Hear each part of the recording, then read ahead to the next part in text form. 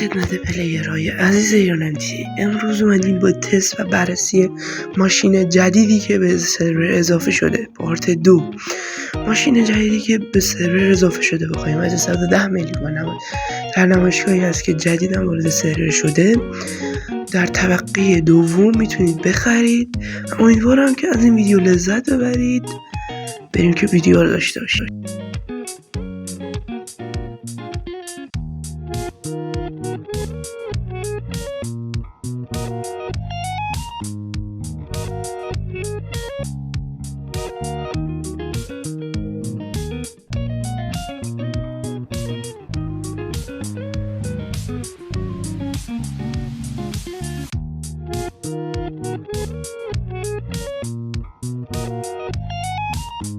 اولین تست این ماشین تست سرعتشه.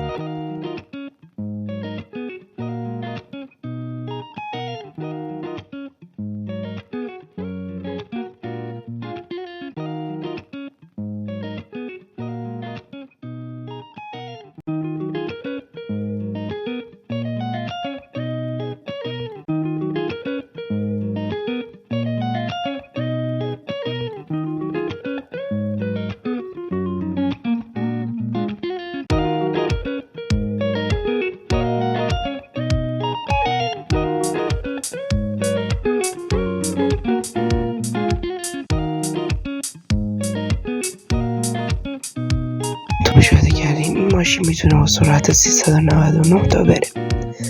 امیدوارم که از این ویدیو لذت برده باشید. متاسفانه این ماشین به سادگی راست نمیشه، ولی من قبلا تست کردم با 19 تا 20 ضربه میتره.